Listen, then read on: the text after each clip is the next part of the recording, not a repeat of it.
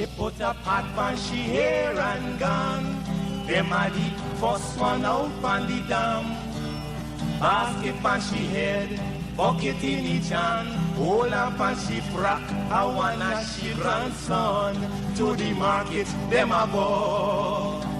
For the morning, the day is dawning. For cockcrow to give the villagers a warning. Rise and shine, the birds them a sing. All animal take turn as them join in the waking. Cockcrow, dagaba, donkey, bray, horse, and they even duck a quack. Cockcrow, dagaba, donkey, bray, horse, and they even duck a quack. Come and hear this sweet story that tell the people about life in the country. All day a back down, me now a come home. The naga jackass yard for fetchy load. Cockle shy hand, bag over shoulder, running by his side, a Rexy and Rover. From the farm, them a come. Sun a go down but up the river. Some washing clothes, some folks are bathing at the water. Fisherman, they catch them a bring. From a canoe boat, man, them start offloading. Aymara, Kwakwari, Gale Baka Kuma Kuma, even Lokunani. Aymara, Kwakwari, Gale Baka Kuma Kuma, even Banga Mary. Listen to this sweet story that tell the people about life in the country. Them children glad when the weekend come. Out in the yard, them all gather round.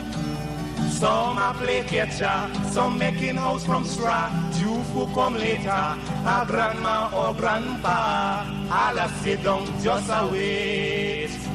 Moonlight so bright, it's just the right time to listen story and to say a little nursery rhyme. Grandpa voice a echo in the night as he tell the tale. Some picnic are there with fright.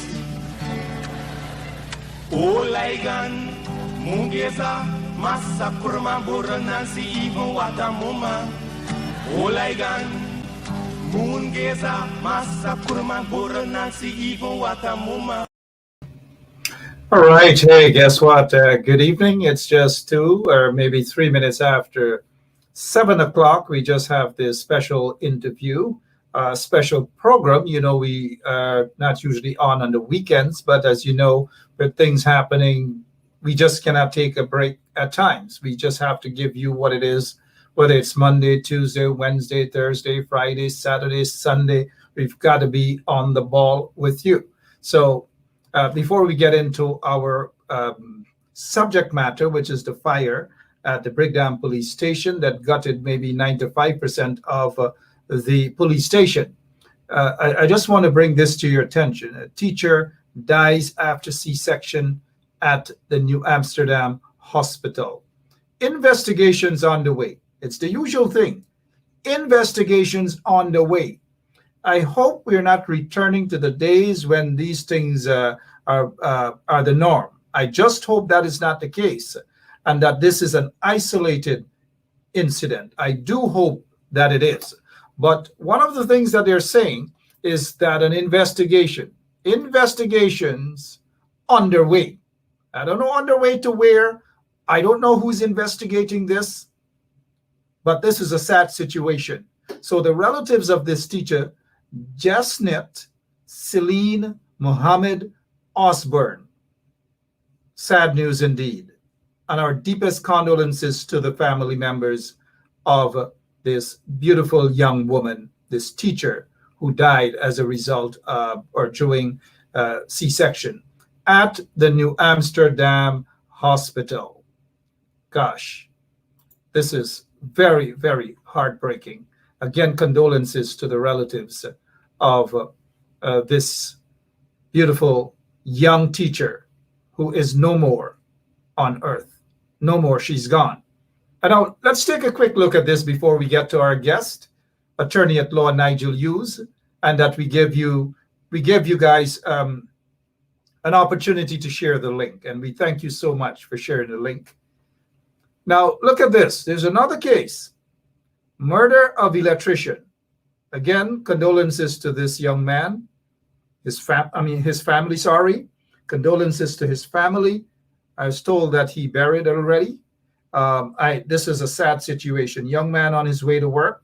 He was robbed, shot, and killed. The two suspects shot dead by police. The first police report is that they were shot and killed during a stakeout. And then that stakeout now changed to shoot out.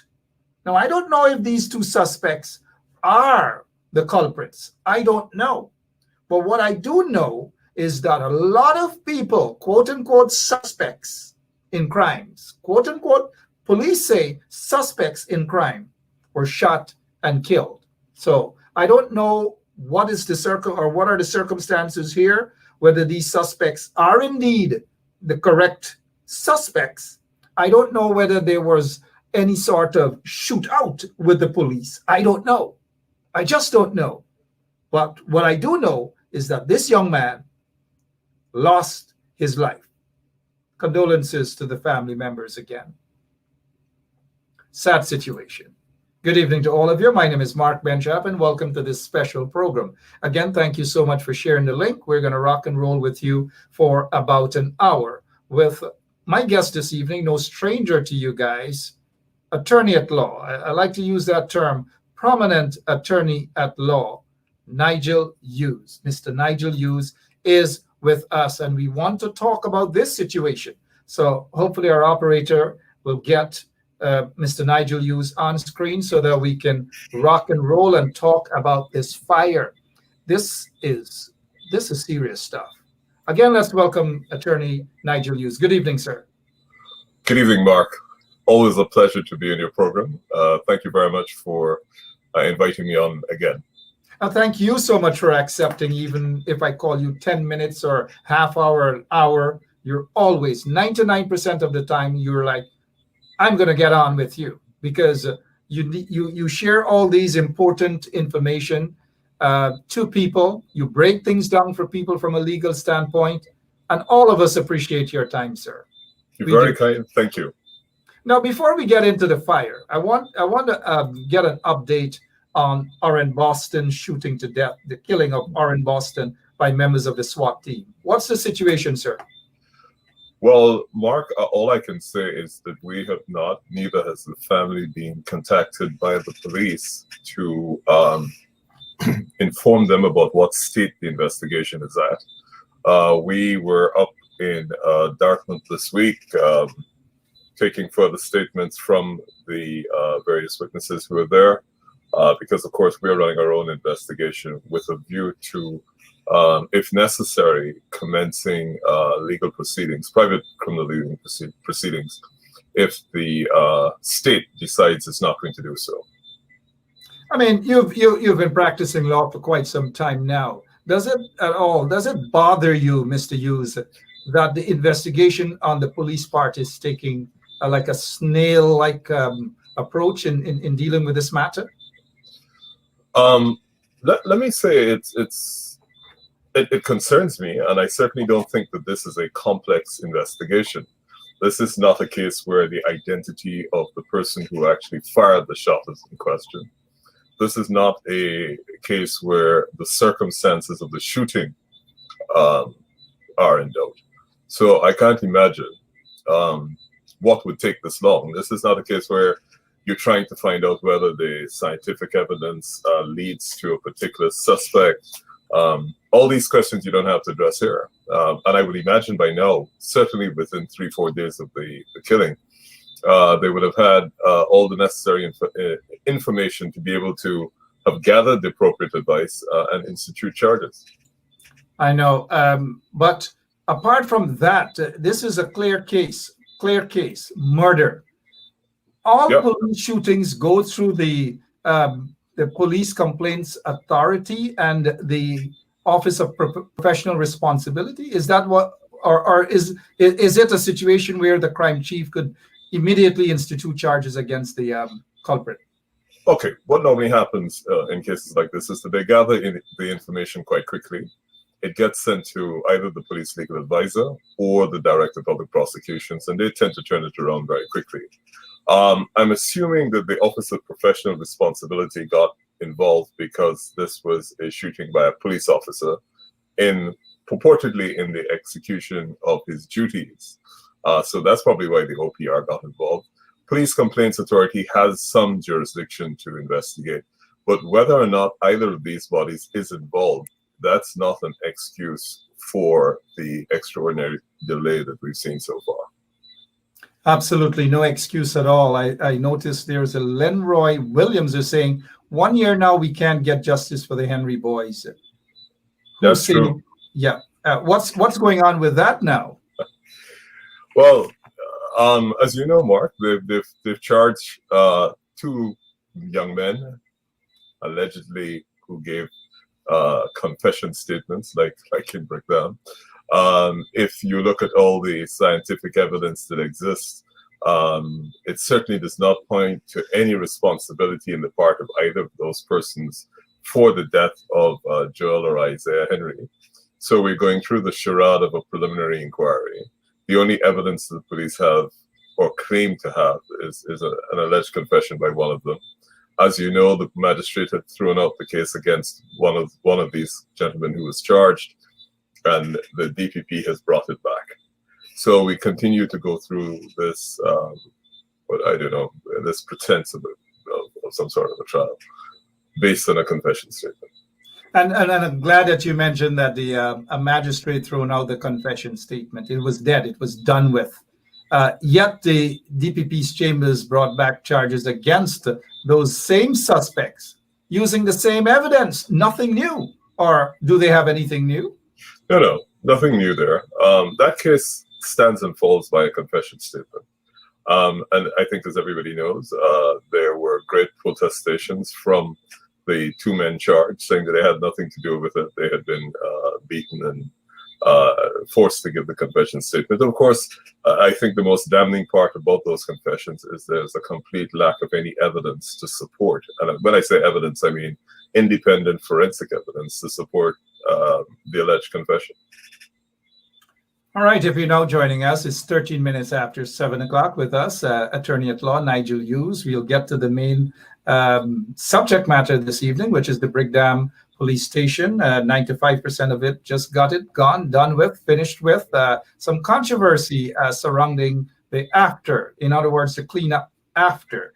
But before we get to that, though, here's what I want to quickly ask about. I know that some members of the Henry family, they were arrested, they were charged because they had alibis and so forth.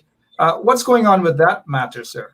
That matter is slated to continue next week up at the Blairmont Magistrates Court. As you know, several family members who were on the day when Mr. Harris Singh was murdered had gathered at the house mourning, confirmed the presence of some of the accused persons, and when they went to give statements, they were arrested. I think your audience is well aware of that. So that trial continues next week. All right, next week that trial. Matter of fact, one of them continues tomorrow. Actually, sorry about that. Oh, tomorrow. I know you guys had a success in a big case, and I saw you on Facebook thanking one of your junior lawyers there, Mr. Daniels. What case was that? Oh, yes. Sorry. Yes. Well, you remember Dr. Frondenberg, who was the lead forensic anthropological expert in the world, was brought to Ghana through the good courtesies of the Ghana Human Rights Association.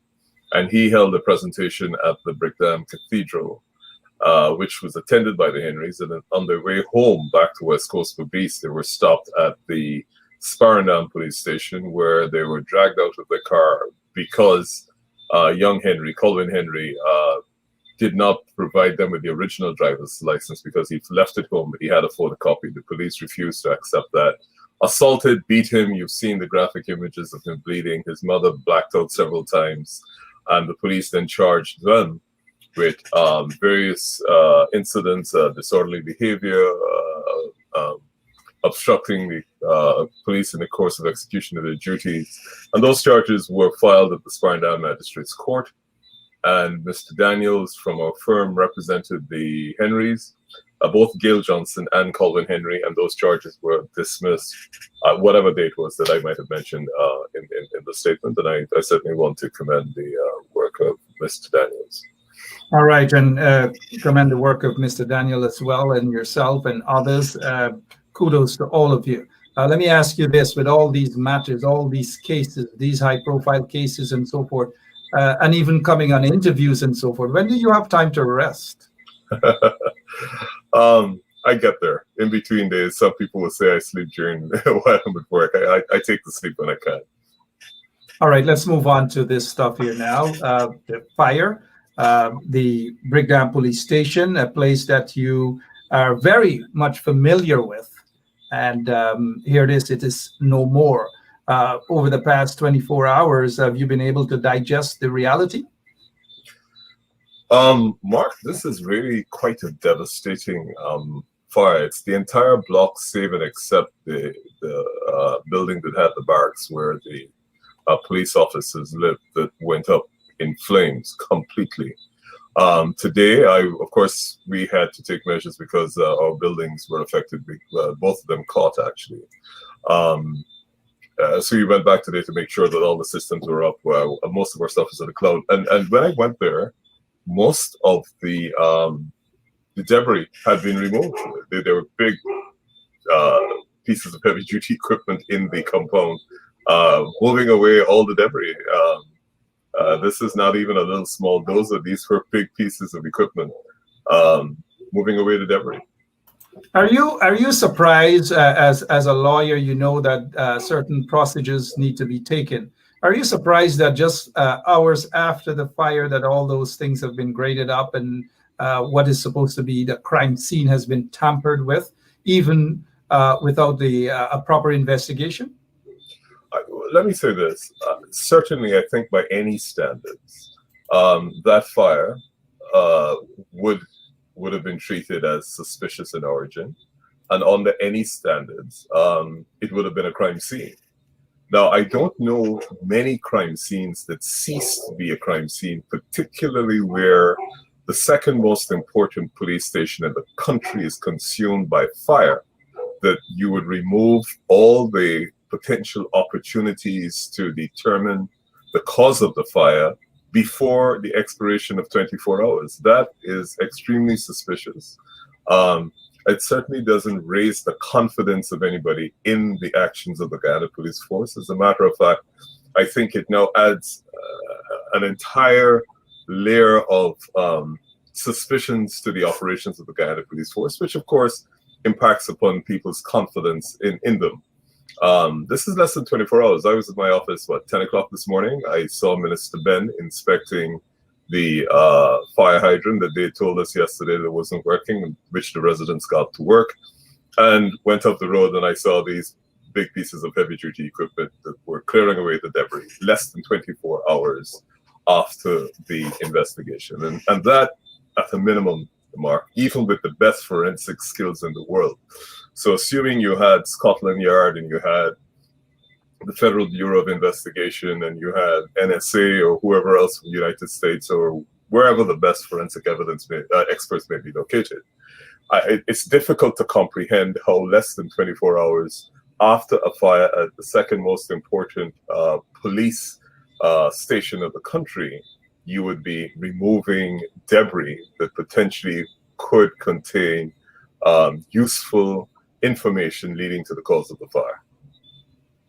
All right, back to this hydrant. I heard in a live feed that people were upset, and you guys on that day of the fire were telling firefighters that this hydrant works. They were saying, no, it doesn't.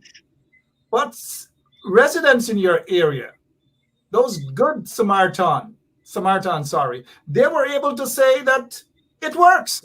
And they went and they made it work. How do you feel that firefighters are so in my opinion, incompetent. Mark, I will only share with you the chronology of events, and I hope that the viewers can draw their own conclusions. As soon as I got the information about the fire at Brickdam, I came to the scene. There were some members of the public there.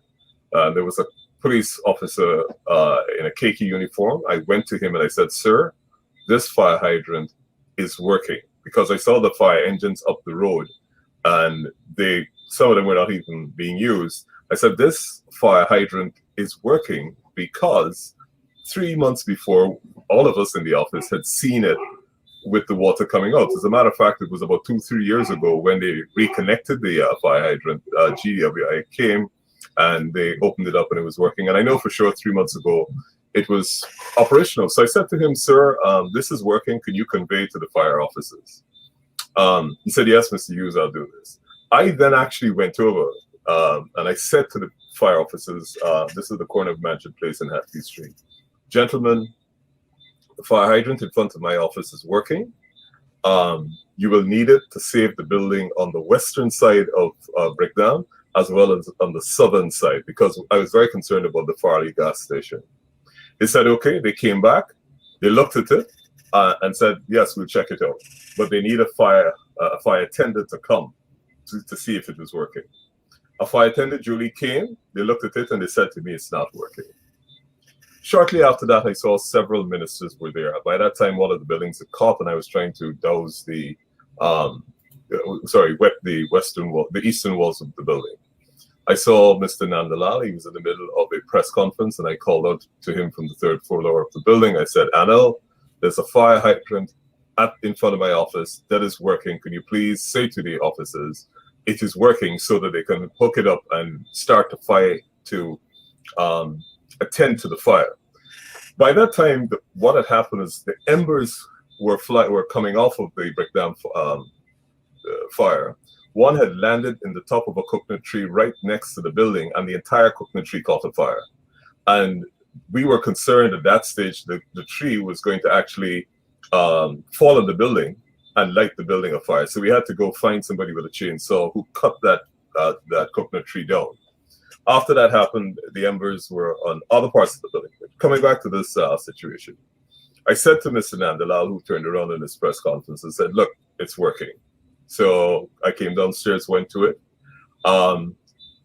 Two or three fire officers and a KK'd officer said to me, "Mr. Hughes, the fire people are saying," and the fire people confirmed this in his presence, "that the blue marking on the fire tender means that it is not working." I said, "Sir, if you say so, but I'm just saying to you it had been working."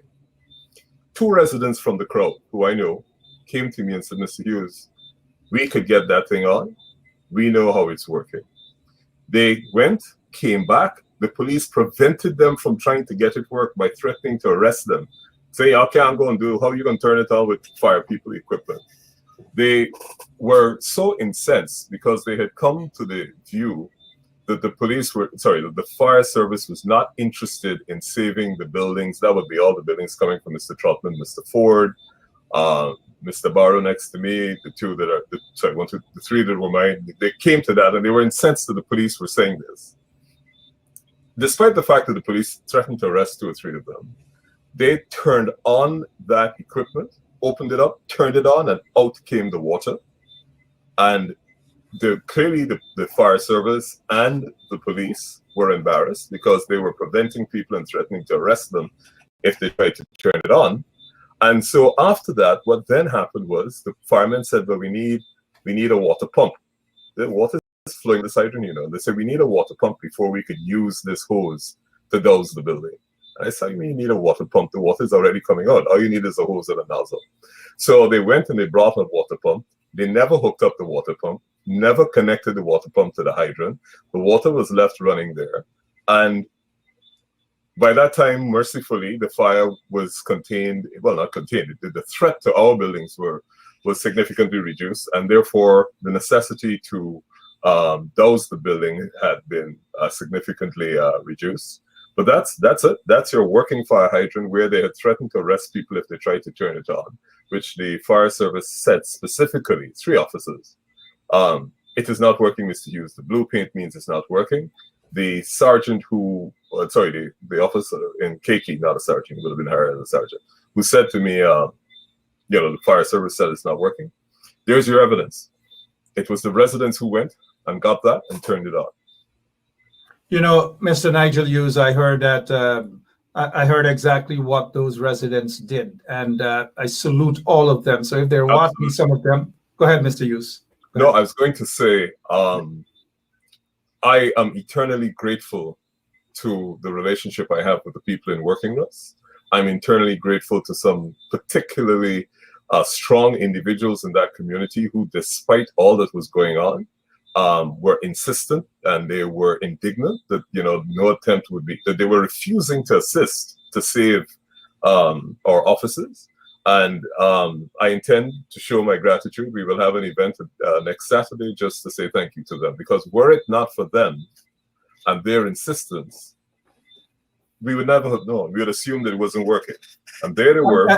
And the thing, Nigel, is that those people were willing to risk their freedom to prove that it was working. Absolutely. Mark, these were the people who were coming into my office when the building was on fire, bringing up buckets of water right up to the 3rd floor, saying, "Here, Mr. Hughes, here, Mr. Hughes." And then they went out onto the roof of the building. They go out onto the roof of the building and they're dousing the building. The library, the window of the library started to caught a fire. They put that out. This is an amazing bunch of people. These are men, women, children, everybody lives there. At one stage, we actually had to say, we have enough. And just to demonstrate the level of responsibility for these people, one of the elder women in the community took charge of the back gate, and she was only letting in people who she could vouch for. It was when the coconut tree caught a fire. We said the fire service saw the coconut tree on fire in the yard. We said to them, "Look, it's on fire. It's next to the building. This is an old historic building where Dr. Barrow used to be. Come save it." Not a single fireman moved.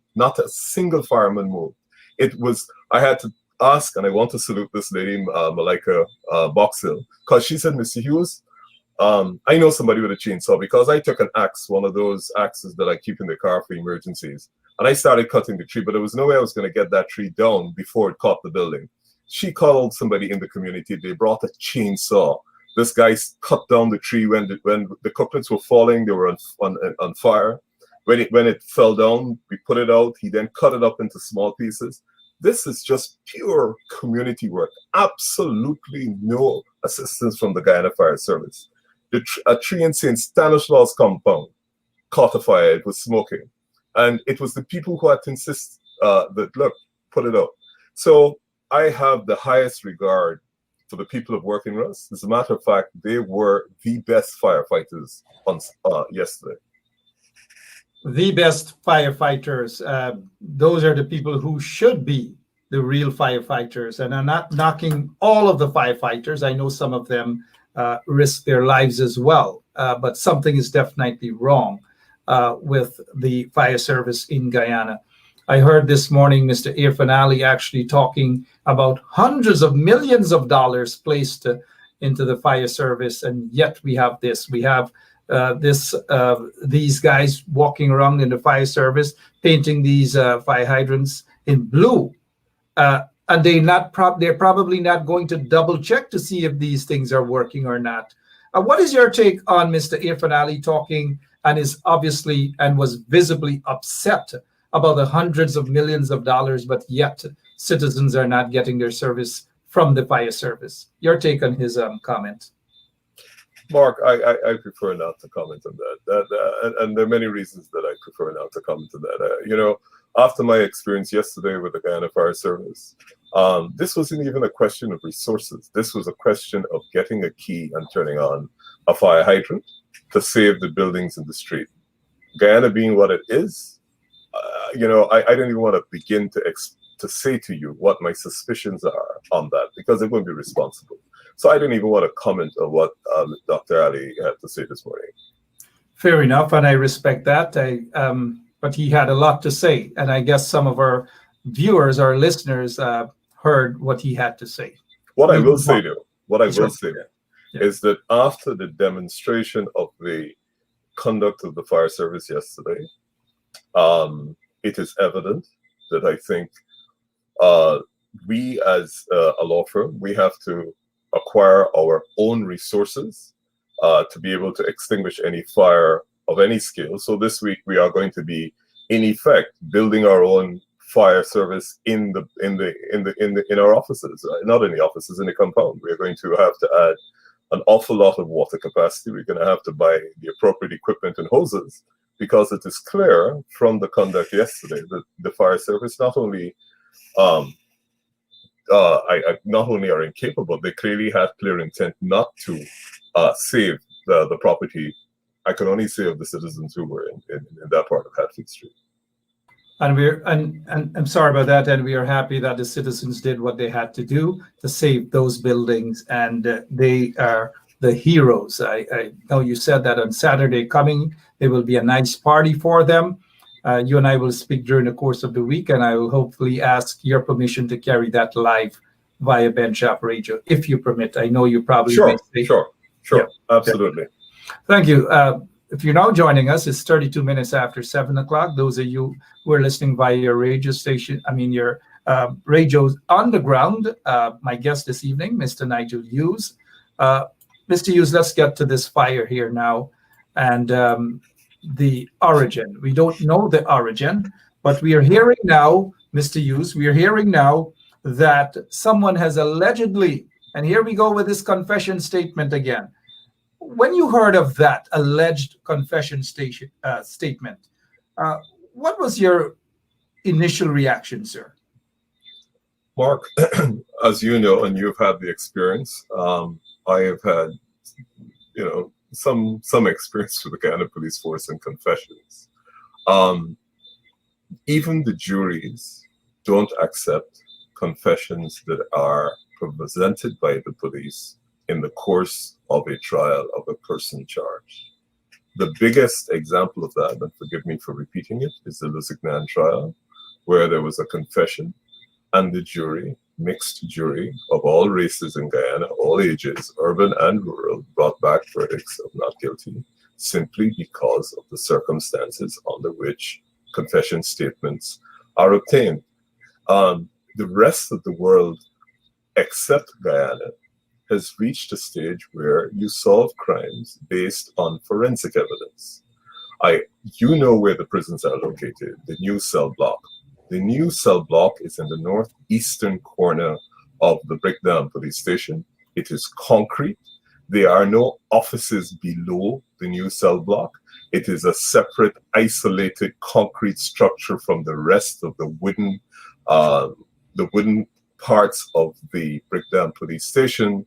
And I am unaware of what ventilation shaft any prisoner would be able to put a lighted piece of foam, assuming that he could get foam lighted with a lighter, down any ventilation block that would end up where there are papers that are housed or papers that are stored by the Guyana Police Force. And there are several pictures, including the one that you have up on the screen, which show that the cell block is completely unaffected and the fire started in another part of the compound. Now, I think most forensic investigators worth their salt will say to you that even if you get a confession from the most notorious criminal who is wanted for a particular crime, you need to ensure that you have the forensic evidence to support that confession. Now, in this case, particularly where it is your second most important police station in the country, you would need to find out if there are any ventilation shafts in existence, if it is possible that there would have been ventilation shafts, if it is possible to put anything that is ignited. I'm not even coming to the foam and whether foam can be ignited by a match. Sorry, by a cigarette lighter. If it is possible to even remotely put anything that is ignited down a ventilation shaft that would end up in a room where there are papers. that brings into question several issues. When they designed the cell block, who designed the cell block that would allow that sort of escape of anything that may be potentially dangerous from a cell straight into an office where documents are kept? That must be that whoever the architect, engineer is who designed that, assuming that obtained, which I rather doubt, that would indicate a very high level of negligence. And we haven't even come now to how a ventilation shaft would lead into a room where there are documents. This would suggest that you need several things: plans of the building. You need to check the debris to see where the heat sources were, whether this was how this fire was actually started. Were they incendiary devices? What were the triggers? Location, of course, being important. And then secondly, could the material which was alleged to have been in that location, was that material capable of reaching the level of flammability, for want of a better word, that would have led to that sort of rapid spread of the fire throughout the entire building? It is evident that the police didn't have an awful lot of time, because they certainly didn't save a lot of the documents and other things. Of course, they say they moved the ammunition and some of the documents. Excuse me.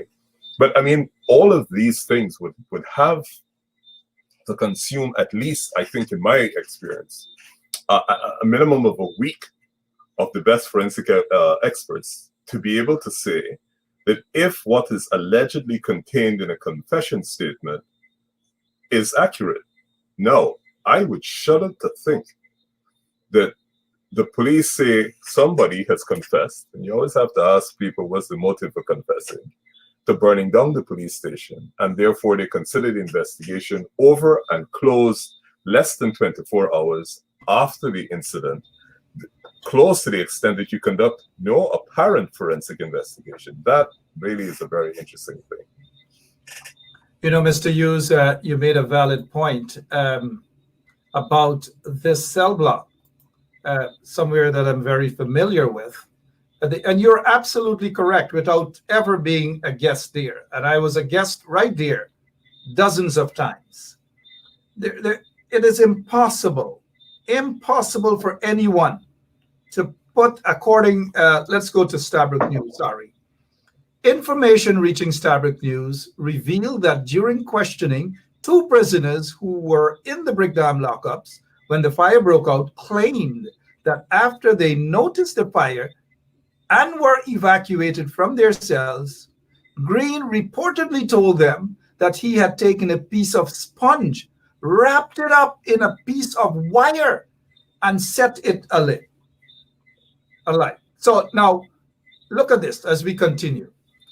Green, they said, then allegedly pushed it through a ventilation, a ventilation hole, to a section of the station which contained some documents. The sponge came into contact with the documents, causing the fire. Now, Mr. Hughes, I know you're a serious lawyer. I don't want to laugh.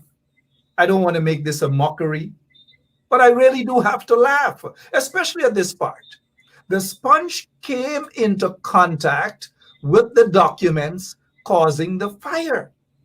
Now, take a look. I want our listeners to take a look, our viewers to take a look. This is how all of the cell blocks, or most of them, look like. Now, I don't know what they're talking about, or where can a prisoner or a detainee put a sponge on a piece of wire, light it, then push it up somewhere where documents are kept. And then when that happens, even if, let's say, that is the case, don't you think that fire would have been all over where that red marking is? But what we are seeing from this piece of evidence, which is from the beginning of the fire, we saw no evidence of fire coming out from anywhere close to where the cell blocks are. Nothing at all.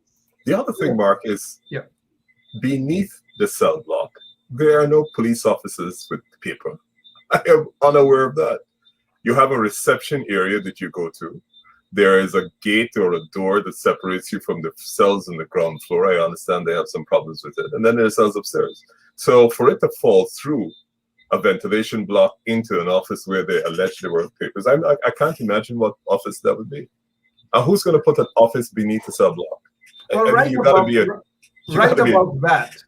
Go ahead, Mr. Hughes. Sorry, go ahead. No, I say you got to be a genius architect to say that beneath a cell block you're going to put officers of the police force with documents. But not only that, I want to see what this guy Green looks like.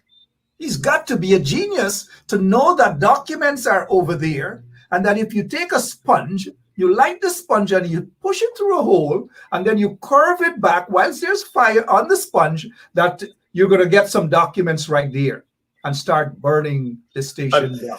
And then the question obviously is, they check everything that you let into the station. So why are they giving a lighter to some prisoner to smoke in the cell? Well, I'll say this to you, Mr. Hughes. I'll say this to you without being a snitch. Lighter is the least of the sort of contrabands that get in there. Oh no, of course, absolutely, right. I understand. But even if let's say the lighter, the story doesn't add up, Mr. Hughes. All of our listeners, all of them would agree. Look at this again. Green reportedly told them that he had taken a piece of sponge, wrapped it up on a piece of wire, and set it alight. Continue. Green, they say, said then allegedly, Green, they said, then allegedly pushed it through a ventilation hole to a section of the station which contained some documents.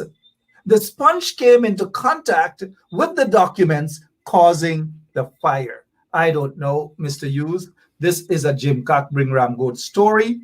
I want to see what Mr. Green looks like. I want to know, we all want to know whether Mr. Green actually made that confession statement. Well, the other thing, in addition to that, Mark, of course, we'd like to see what he looks like, and is that you know that where there are notorious events, particularly criminal events, a lot of people rush forward to say it's them because they're trying to get some sort of recognition. That's one of the reasons they don't actually publish the names of people in other countries, because a lot of people do these things for political and other purposes and rush forward to say, you know, the bombing, and we did it, we did the bombing, you know, that killing, I was the one. Because, of course, you know, they want to attract to themselves some sort of credibility in the criminal world. So there's no way, whatever Mr. Green may look like, anybody would seriously take a confession by this person less than 24 hours after the event, with any seriousness, to have abandoned any other investigation, even if it's just to confirm what Mr. Green said. But, you know, also, apart from wanting to be the star to say that, yes, if in fact Mr. Green did that and he didn't, just to put himself in the news and so forth, this guy seemed to be a regular, it's not like it's his first arrest or these sort of things. For him to just be in the lockups a couple hours, and according to police that he was just frustrated. Couple hours? I could understand it if it's a first timer. And that first timer, you know, if they can't take it, they will be suicidal. They will get so frustrated. I'm going to burn down this place. I got this. It doesn't happen. I have been in there dozens of times. It doesn't happen. Yeah. Right? And so I cannot believe this story from the police. Now, you have dealt with, and you know, I worked along with you on some cases where persons, the police said that those persons gave a confession statement. When in fact they were tortured. Do you think that any sort of threats, any sort of threats made to this guy Green? We're just speaking hypothetically. Mark, you know, I never want to fuel speculation when I'm unaware of the actual facts. So this is not a case where I've heard from Mr. Green or relatives of Mr. Green who have said that he has been he's been induced to make these statements. And of course, I think we run the risk of degrading the seriousness of this fire and its impact on Guyana by fueling speculation. I mean, this, at the end of the day, whatever your views are on the Minister of Home Affairs, whatever your views are on the Commissioner of Police, whatever your views are on the current turmoil that is clearly taking place in the Guyana Police Force, the Guyana Police Force is responsible for protecting and serving the nation. This is the second most important police station in the country that is completely demolished by fire.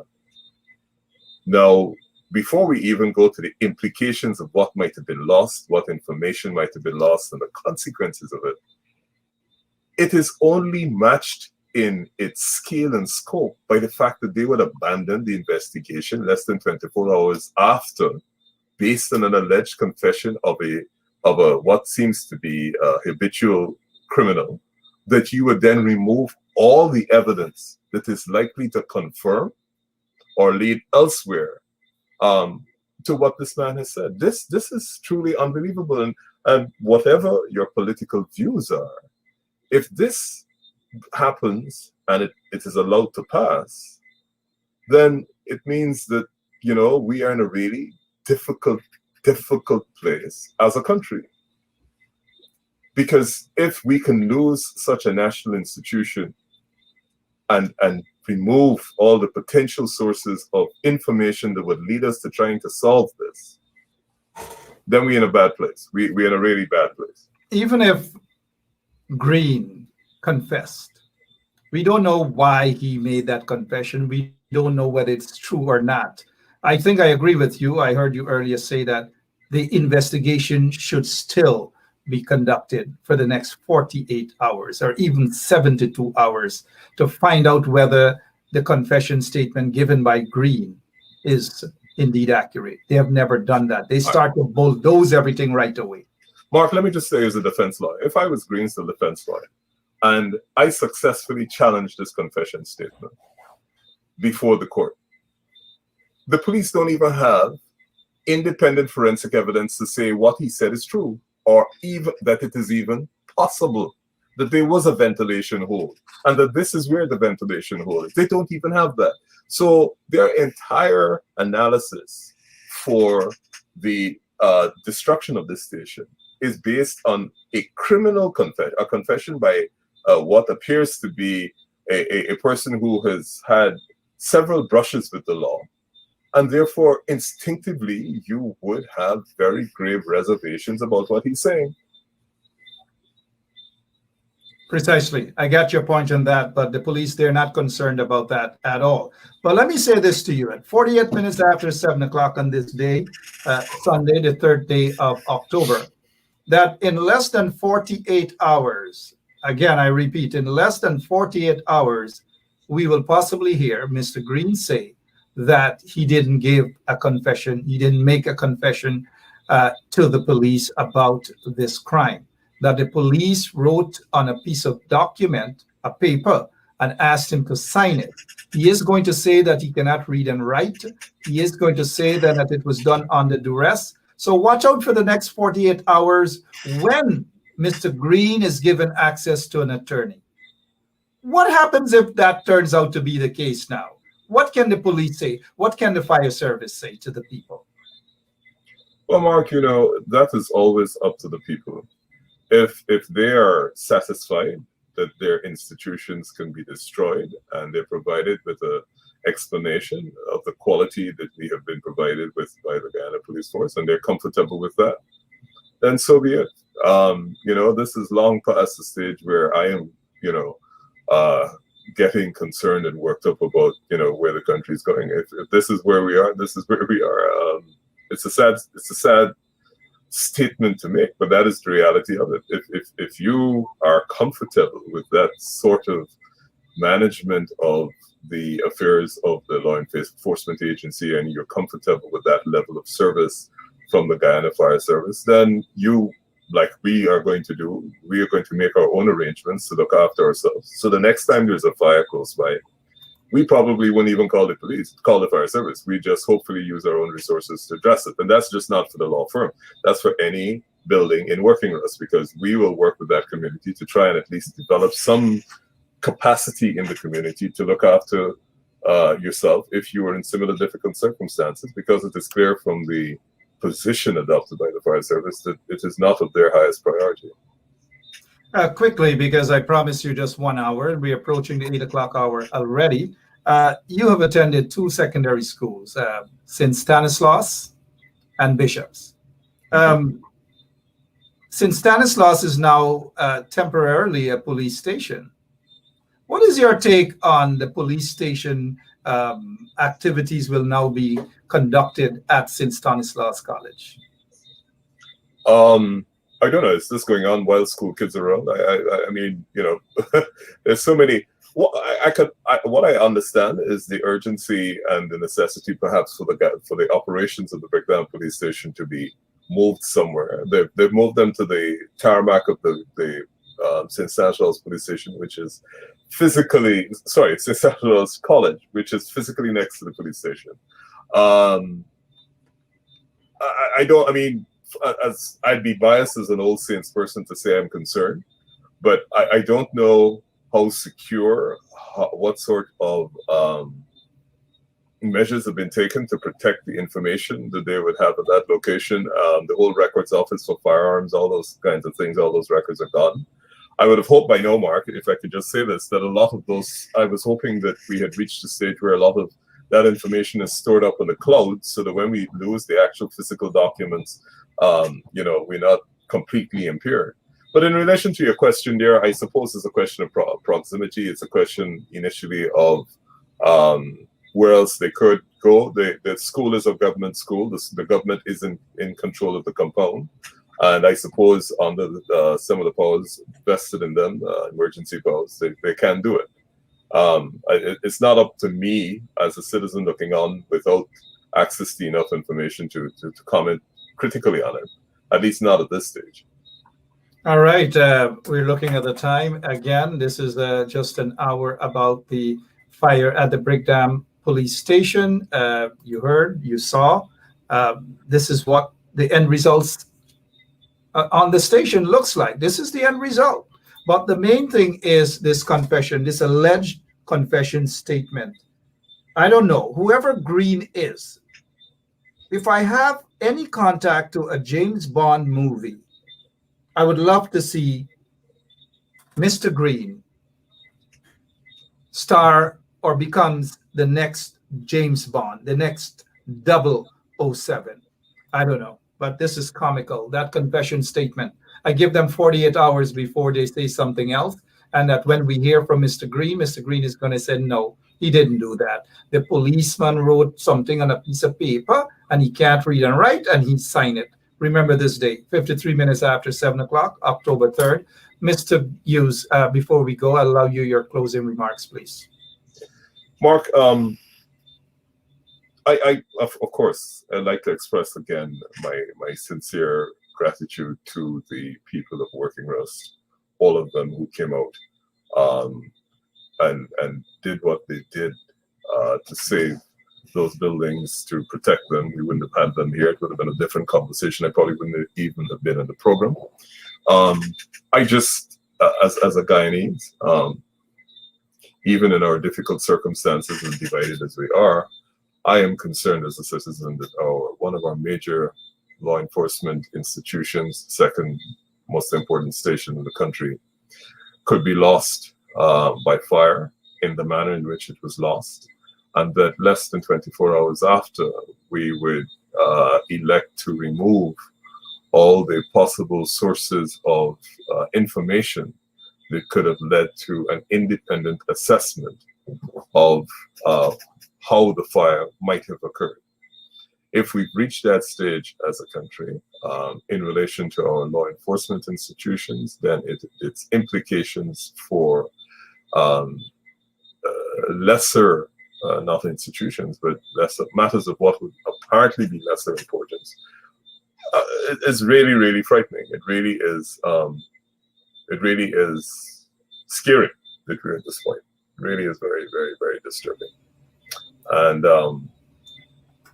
I would like, of course, to publicly acknowledge all the ancestors that came out yesterday and said, no, not us, not this time. I appreciate that. Not this time. Not us, not this time. Next Saturday, I'll be carrying live that event that you have, that appreciation that you'll be showing for residents around your office area there in Work in Rust. Thank you so much for doing and reaching out to those people, those heroes. Thank you so much, Nigel, for all that you do for Guyana. And thank you so much for coming out and rescuing me from that Brickdam police lockups there on many occasions. It was a second home for me. And in almost all of the cells got my initials, MB. All of those things gone up in flames, my initials gone up in flames. As I remember the Brickdam lockups, one evening, the police decided to put me on some $50,000 bail. I think it was approaching 1 o'clock in the morning when I called you and you were willing to head out of your bed to come and ensure that I was bailed. Lots of memories at that police station. Here it is, walking out there with Lincoln Lewis, Norris Witter, and Mr. Ramjatan. Ramjatan, yeah. And the police station, the lockups, no more. Nigel, thank you for your time, man. Thank you. Walk safe and stay, walk in the corner. Thank you, and thank you to your guests. Have a good evening. Yeah. All right. In closing, again, I go back here. This is inside. All of the lockups are like this, and the cells in the lockup there at Brickdam Police Station. So there's no ventilation. There's nothing there that anybody could push a sponge through on a piece of string or whatever they're saying. It's just not possible. You cannot push a string with a fire and then curve it back to go into an office and set that office, and knowing that documents are sitting right there. This guy Green has got to be a genius. And the CID rank who actually told us that there was a confession statement, I'm not going to believe that confession statement. I tell you guys straight up, I'm not believing that confession statement. And look at what they're saying. Green says, then allegedly pushed it through a ventilation hole to a section of the station which contained some documents.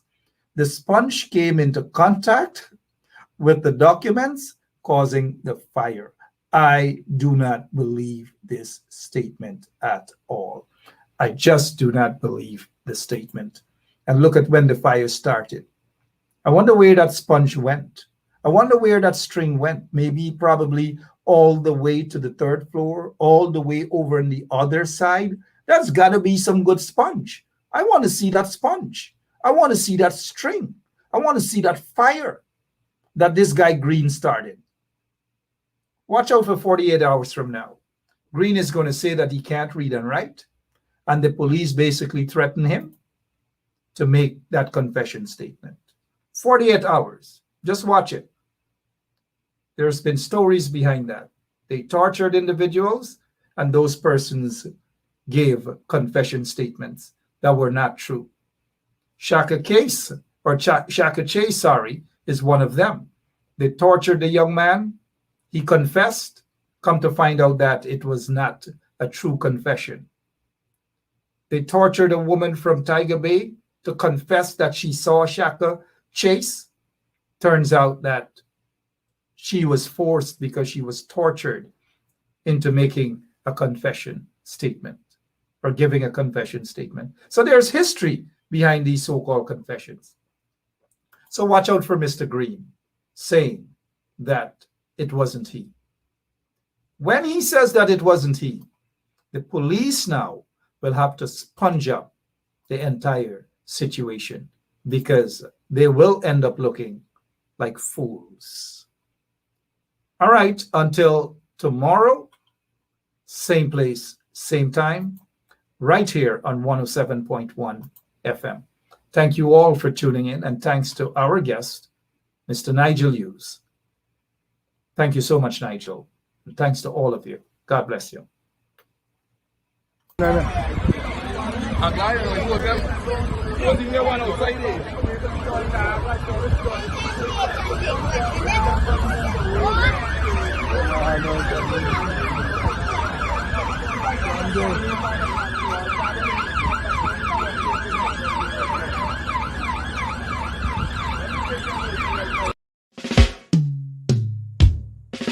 It's hard to be at peace with the ones who are so discard. It's hard.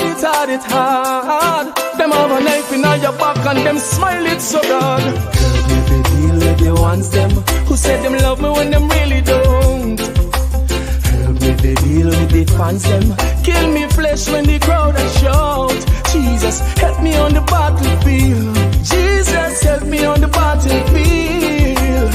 Help me on the battlefield. Cause the booby traps with them set is real. I never want to take your glory, Lord. Send your angels to encamp around about me and stand guard. To envy is so easy and to love it is so hard. Let me work for your glory and not for the award. Don't make me ever get caught up in the scream and the applause. And go talk about the blessing and not talk about the Lord. All these things are vanity. I need your reward. Let me be real. Don't put on no facade. Help me to deal with the ones them who said them love me when them really don't. Help me to deal with the fans them kill me flesh when the crowd are shout. Jesus, help me on the battlefield. Jesus, help me on the battlefield. Help me on the battlefield. Cause the booby traps with them set is real. Sticks and stones can break my bones and words can harm me. They can harm me. When the evil come against me, you'll protect me. You'll protect me. Father, I need the strength of your son. Cause you know my work is not done. Lord, I need that endurance just to finish this race that I run. Help me to deal with the ones them who said them love me when them really don't. And help me to deal with the fans them kill me flesh when the crowd are shout. Jesus, help me on the battlefield. Jesus, help me on the battlefield. Help me on the battlefield. Cause the booby traps with them set is real. You tell me if you stand firm. Cause every little plan you have a confirm. I know them evil plan turn. In a darkness me a the lantern. So help me if you deal with the ones them who said them love me when them really don't. Jesus, help me if you deal with the fans them kill me flesh when the crowd are shout. Help me on the battlefield. Jesus, help me on the battlefield. Help me on the battlefield. Cause the booby traps with them set is real. Help me to deal with the ones them who said them love me when them really don't. Help me to deal with the fans them kill me flesh when the crowd are shout. Jesus, help me on the battlefield. Jesus, help me on the battlefield. Help me on the battlefield. Cause the booby traps with them set is real. Help me to deal with the ones them who said them love me when them really don't. Help me to deal with the fans them kill me